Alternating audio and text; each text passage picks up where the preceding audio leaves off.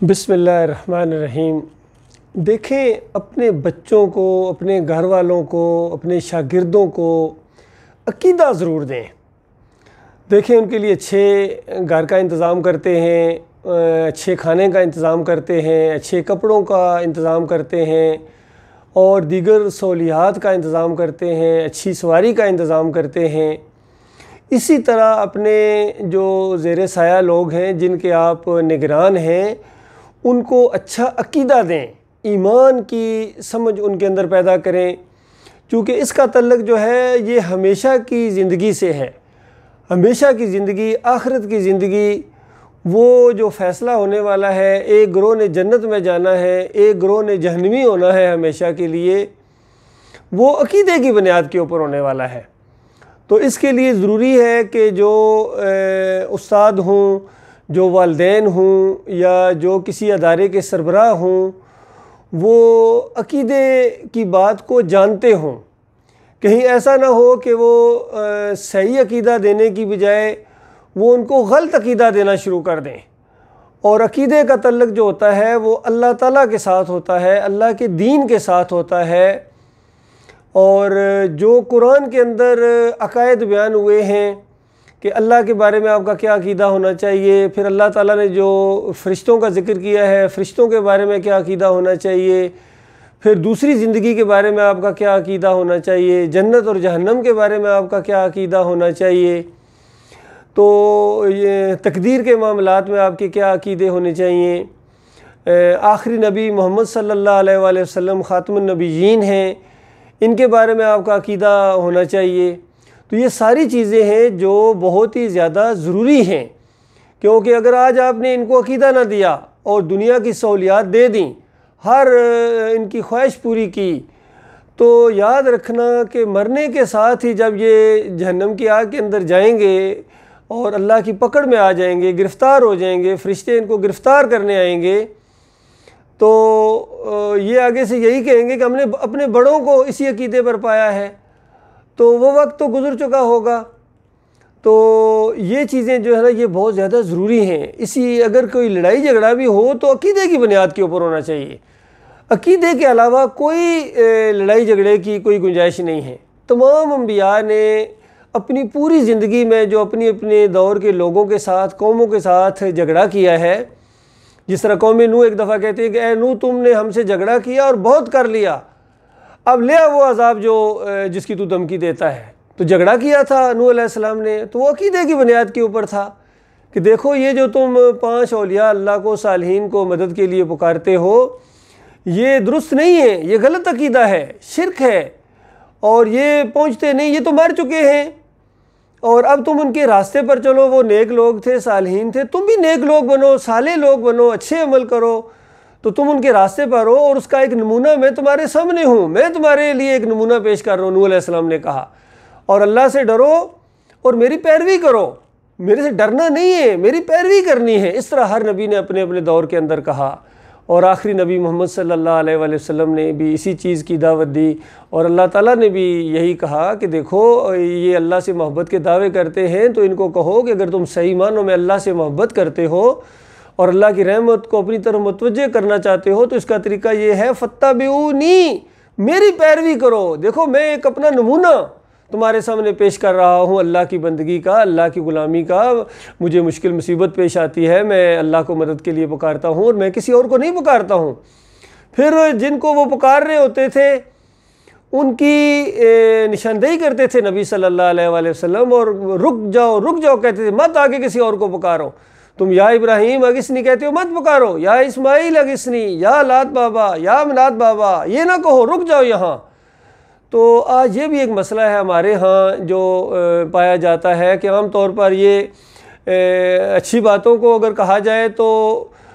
وہ وہاں تک تو ٹھیک ہے، لیکن برائی سے منع کرنے کی جب بات کہی جائے تو وہاں ان کو پریشانی لاحق ہو جاتی ہے۔ تو اس کی مثال ایسے ہے میرے بھائیو، ذرا سمجھنے کی کوشش کرو۔ جس طرح اگر کسی ٹیبل کے اوپر، دسترخوان کے اوپر کوئی ایسا کھانا بھی ہو جو زہر ملا ہے، اور وہ جو آپ کی توازو کر رہا ہے، جو باورچی ہے یا جو آپ کا خدمت گزار ہے، اس کو معلوم ہے کہ اس ڈش کے اندر زہر ملا ہوا ہے، اور وہ دوسری ڈش پیش کرے کہ صاحب جی یہ دیکھیں یہ بریانی کھا لیں جی، تو یہ نہ بتائے کہ وہ جو دوسرا وہ پکا ہوا ہے، زردہ پکا ہوا ہے، اس میں زہر ہے، بس صرف اتنا کہے جائے کہ یہ بریانی کھا لیں جی، تو بتائیے کیا وہ حق ادا کر رہا ہے آپ کی خیر خواہی کا؟ کیونکہ آپ بریانی تو کھا لیں گے لیکن اس کے بعد زردہ بھی کھائیں گے، وہ آپ کھاتے ہیں، تو اس کو کہنا چاہیے کہ صاحب جی یہ بریانی کھائیں، زردہ آج نہیں کھانا ہے کیونکہ زردے کے اندر زہر پڑا ہوا ہے، اس طرح اس کو کہنا چاہیے۔ عقل کا تقاضا یہ ہے، خیر خواہی کا تقاضا یہ ہے۔ تو یہاں اگر یہ مثال کسی کے سامنے پیش کی جائے تو ایک عام آدمی بھی سمجھ جائے گا کہ ہاں بات بالکل صحیح ہے، ان کی صحیح کہہ رہے ہیں، اس کو نشاندہی کرنی چاہیے، جس چیز کے اندر زہر ملا ہوا ہے وہ کھائے گا تو وہ بندہ مرے گا۔ تو اسی طریقے سے صرف اتنی بات کہنا کہ بھائی یا اللہ مدد کہا کرو، صرف اللہ کو مدد کے لیے پکارا کرو، بھائی ٹھیک ہے جی اتنا تو وہ مانتا ہے، اور وہ ساتھ یا علی مدد بھی کہتا ہے، یا رسول مدد بھی کہتا ہے، تو وہ منع جب تک آپ نہیں کریں گے تو اس کو کیسے پتہ چلے گا یہ شرک ہے؟ تو جس طرح ابھی اگر پرائم منسٹر صاحب کو کہا جائے کہ دیکھیے عمران صاحب اللہ کو سجدہ کیا کرے، صرف اللہ کو سجدہ کیا کرے، وہ کہیں گے بالکل صحیح ہے میں روز کرتا ہوں۔ او بھائی مزار کے سامنے سجدہ نہیں کرنا ہے، وہ جو آپ نے سجدہ کیا تھا وہ شرک کیا تھا۔ مزاروں کے سامنے سجدے کرنا، نبیوں کے سامنے، ولیوں کے سامنے سجدے کرنا، ان کو سجدہ تعظیمی کہنا، یہ شرک ہے۔ نہ پکارو ان کو، نہ ان کی نظر و نیاز کرو، نہ واسطے وسیلے دو۔ جس طرح کسی کو کہا جائے اللہ کو براہ راست پکارو، وہ کہے گا ٹھیک ہے میں پکارتا ہوں، لیکن اس کے بعد کہا جائے کہ جو واسطے وسیلے سے پکارتے ہو، اپنے حبیب کے صدقے، فلاں حسن کے صدقے، حسین کے صدقے، یہ جو بینر لگاتے ہو اس طرح پکارتے ہو، یہ نہ کرو، یہ شرک ہے۔ اگر کسی کو کہا جائے اللہ کی نظر و نیاز کیا کرو، بھائی اللہ کے لیے کوئی صدقہ خیرات کیا کرو، وہ کہے گا ہاں میں کرتا ہوں اور بھی کروں گا، لیکن ساتھ ہی اگر کہا جائے 11ویں نہ کیا کرو، میلاد کی محفل وہ جو اس میں شیرینی بانٹتے ہو نہ کیا کرو، 10 محرم کو شربت اور یہ جو کھچڑا پکاتے ہو یا حلیم کوٹتے ہو نہ کیا کرو، شرک ہے۔ تو اس پر ناراض ہو جاتے ہیں۔ تو میرے بھائیوں یہ بات سمجھنے کی کوشش کرو۔ اسی طرح میں چونکہ فوج میں رہا ہوں، فوجی افسر رہا ہوں، اور فوجی بھائیوں سے میرا ایک خصوصی لگاؤ ہے۔ جب تک مجھے موقع ملا میں ان کو ایمان کی بات بتاتا رہا، اور بلکہ اسی وجہ سے انہوں نے مجھے فوج سے نکال دیا کہ ارشد کہتا ہے ایمان بالکل درست کرو، شرک نہ کرو، اس وجہ سے فوج سے نکال دیا انہوں نے مجھے۔ لیکن پھر بھی میری خیر خواہی ہے، ابھی بھی جو صاحب اقتدار ہیں، ہمارے آفیسرز ہیں، جنرل ہیں، کرنل ہیں، بریگیڈیئرز ہیں،